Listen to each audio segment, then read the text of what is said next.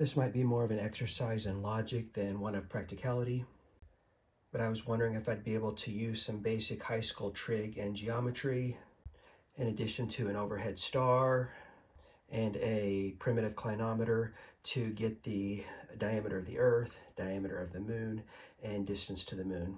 This may or may not work. Sometimes I get these ideas where one equation will lead to the next, and that equation leads to the next, and I go off on this long string of equations, and I think I have something, but it turns out my logic was wrong way back at the beginning, and then I have to take the video down. But hopefully this won't be one of those videos. Okay, so this will involve a little geometry, a little SOHCAHTOA, to get the diameter of the Earth, the Moon, by using just a star and some geometry. And then I'll be able to get the distance to the Moon by using some parallax, the same star, and then the radius of the Earth. The little circle with the plus symbol, and it's the Earth, and the Moon looks like a moon. You could possibly use this technique to get the distance to the Sun, but the distance to the Sun is about 375 times farther than the distance to the Moon. But that depends on perigee and apogee and perihelion and aphelion, because the Earth and the Moon both have elliptical orbits. I figure the Sun would be so far away that if you wanted to measure its distance using parallax, that you would have to have a modern clinometer to measure such small angles. But if you want to measure the distance to the Moon using parallax, you might be able to get away with using a primitive clinometer with about a 1/10 of a degree or 1/100th of a degree accuracy. Later on in the video, I'll show some ideas on how you might be able to make something like that. Okay, pause the video if you want to figure out how to do this on your own. Otherwise, I'll show it on the next page. First, I'll get the radius of the Earth just using an overhead star. So for this to work, a person would have to know the star charts to know exactly where every star would be at a particular time on a certain night. So let's just take this person right here at this part on the globe and say they look up and they know that a star is directly overhead. And it only takes one person to do this if they have a star chart and know where the stars will always be every night of the year. And time of day, so I suppose you'd have to have some sort of clock or watch. And also the Earth keeps its same orientation as it orbits around the Sun. So if we're talking about a really distant star where we don't have to worry about the parallax, then that star will always be in the same position relative to that part of the Earth at that time of day. It's just sometimes the Sun might be in the way if the Earth is on the opposite side of the Sun. And this works better if the star is directly overhead. That way we can do two-dimensional geometry instead of three-dimensional geometry. And that's because if the star is directly overhead, we have a nice two-dimensional image here. But if that star is off at some angle, then it creates three-dimensional geometry and makes it more complicated. Okay, so this person lives right here on this part of the planet. They know that on a certain date, that star is going to be directly overhead at a certain time. So several weeks or several months before that happens, they go tracking across the Earth. They measure the distance that they travel to a different part of the planet. And by the way, this method I'm using here to get the radius of the Earth, you actually have to measure off a certain part of the planet that you walk over. You can see my other video where I showed how you can actually get the radius of the Earth by just using the angle of two mountains, and you actually don't have to measure any distance in between them. So that other method I showed was kind of fun. It was kind of complicated to figure out, I think, but that would work for some sort of Kevin Costner water world where you're not able to measure the distance between two mountains. But for this example, you have to know the distance between these 2 points. So right before the star shows up right overhead at this location, this guy goes walking across the Earth until he gets to a different point, and he realizes it's the correct night and the correct time, so he looks up to see that same star. And this star will still look directly overhead because it's so far away, even though it looks like it's two separate stars. This is where a clinometer is needed. You can make one yourself if you want a cheap, low-budget one. Just use a plastic protractor, tape a straw across the top. The straw is optional because you could just look across the top of the protractor, hang a string down, and tape a weight to the end of it, like a pebble or a coin. That'll give you a plumb line. And then as you tilt this straw up and down to look at something, then the plumb line will move relative to the rest of the clinometer, and you'll have your angle at which you're looking up or down. Okay, so using a clinometer, that's probably going to need to be quite a bit more sophisticated than this one. This person right here on the planet will know where vertical is, and that point right here is vertical, this line right here. Then that person can measure off the angle between vertical and that star. I'll call that angle theta. So now we have an angle between the vertical axis and that star, and then that will be the same angle from the center of the Earth going up to that same star. That'll also be theta. So from now on, when I talk about theta, I'll be talking about theta that's in the middle of, or the center of the Earth, as opposed to the theta up here, even though they are the same angle. A right here is the distance the person walks. That A stands for the arc, which is the part of the circumference. So you just take theta over 360 equals the arc over the circumference. Theta is the angle that we measure with the clinometer. 360 degrees is 360. The arc will be the distance that the person measured as they walk over the planet. And then the circumference is what we're solving for. You could think of this logically as that theta angle right there. If that is 10% of 360 degrees, that means your arc right there will be 10% of the whole circumference of the Earth.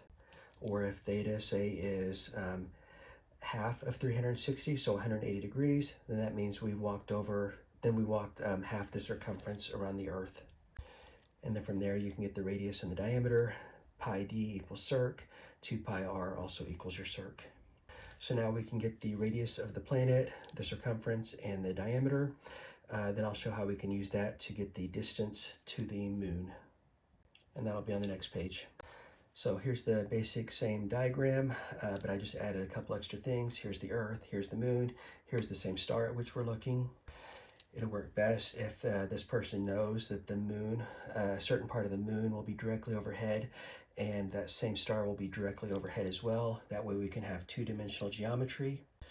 I just showed here, if nothing's directly overhead, then the person here has to look off at an angle to see the moon, and then they're going to have to know that when they walk across the Earth, that they're walking at a right angle to the moon. And this likely wouldn't work for just any angle because, for example, if they just walk straight backwards, then they're not going to get any angles that they can use, as far as I know, to get the distance to the moon. And what did I say here? This is going to be an infinitesimally small point on the moon at which we're looking. Let's say it's the very western border of the moon when the moon's directly overhead. Also, another issue, the moon is round and not flat, but the moon will be so far away, I think we could just pretend that it's flat to get the same angles. Okay, I'm not going to show this three-dimensional image here anymore because it doesn't work. So get rid of that, just bring this over here, and I'll bring up my equations here, which will be right there. Okay, same situation, but now we know the radius of the Earth. So a person looks up directly overhead. There's a point right here on the very tip of the moon. Let's say we cut the Earth in half and we're looking up the South Pole of the Earth. So to the left will be west, to the right will be east. And this person knows that the moon, this part of the moon will be directly overhead at a certain time on a certain night. And so will a star that overlaps that exact same point on the moon. So they know this is all going to happen in a few weeks or a few months, so they go traveling across the planet until they get to a certain point and they can look up at the same star. Perhaps it would have worked better if this person went walking to the left instead of to the right, because in this direction right here, they might potentially have the moon in the way of that star. But I really don't think these things through. Also, the star needs to be bright enough that we can look past the moon and still see the star, so the moon won't wash out the star. Okay, so using the same clinometer, they know where vertical is. Now they can get the angle to that star right there. So the star will be the new reference point that they use. Now they measure the angle from the star over to that specific part of the moon. And now we can get our parallax to get the distance to the moon. Here's the equations. Sine of theta 3 equals the line segment CE over the radius. And now we're solving for CE here. So let's find CE. That'll be from here to here. Radius will be from here to here. So if you take the sine of theta 3, here's theta 3 right here. Need to write that a little bit bigger maybe. There we go. Sine of this angle equals opposite over hypotenuse. So now we can solve for line segment CE. Now we have that. I drew a square around it. Now the cos of theta 3 will equal line segment CD over the radius. Here's CD, there's the radius. Now we've solved for CD. BC plus CD equals the radius. So there's BC, there's CD. That's going to equal the radius. We can take radius minus CD to get BC. So now we've solved for line segment BC. I forgot to write this here, but theta 3 will be measured with a clinometer. Theta 1 will be measured with a clinometer. Theta 2 will be calculated because it'll be 90 degrees minus theta 1. That'll give you theta 2. Tan theta 2 will equal line segments AB plus BC over CE. So here's AB from the moon down to the Earth, and then BC right here from the Earth down to that line segment right there. Divide by CE. Now we can use this to solve for line segment AB, which will give us the distance to the moon. Now that we have the distance to the moon, we can get the radius of the moon. Tan theta 4 equals line segment AF over AB. There's AF, there's AB, and now we get the diameter of the moon by solving for AF. So that's pretty much it. I have a couple of tangential thoughts I'll show on the next couple of pages about making a clinometer, and I'll plug in some actual numbers. So this is just from Wikipedia. We got the radius of the Earth, radius of the moon right here. I gotta remember to write bigger, I always forget.